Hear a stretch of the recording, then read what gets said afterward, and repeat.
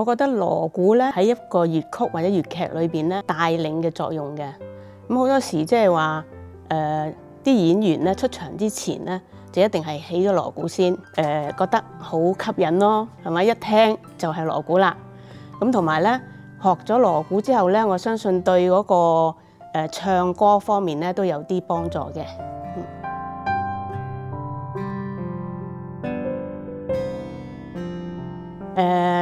好完整咁樣可以由頭到尾打咗一個鑼鼓嘅段落咧，就當時個心情係好興奮、好刺激咁樣。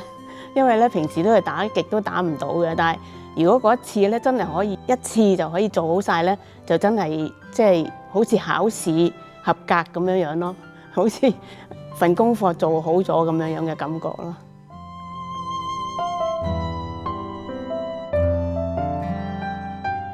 中意同同學一齊練習嘅，因為如果自己一個人練就好悶啦。咁如果有幾個人一齊，大家打唔同嘅樂器咧，就變咗即係要協調啊，同埋合作咧，先至可以做到呢件事出嚟。咁啊，最感動咧就有時有啲同學咧打到錯晒啦，亂晒啦。咁老師咧就即刻咧係即係幫我哋改正返。同埋有時咧就會利用一啲節奏嘅訓練方式，令到嗰啲同學咧嗰個節奏穩定咗，咁於是咧夾起嚟咧就會好好多啦。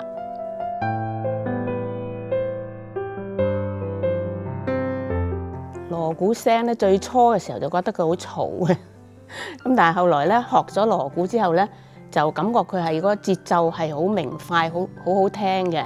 咁就好似即係譬如話你一首歌冇咗個鑼鼓咧，即係好似唔見咁啲嘢咁樣嚇。咁所以咧我覺得鑼鼓咧係一首樂曲嘅靈魂嚟嘅，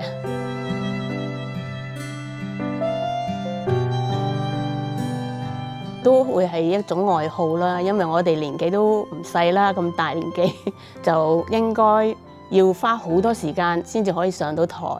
咁而且我哋又平時練習都唔係好足夠，所以咧上台就冇可能啊。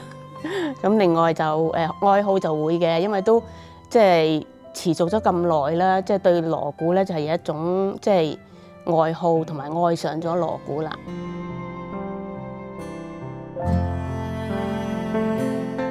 嘉威老師咧就好心機教我哋嘅，咁同埋咧好多時都諗好多唔同嘅方法。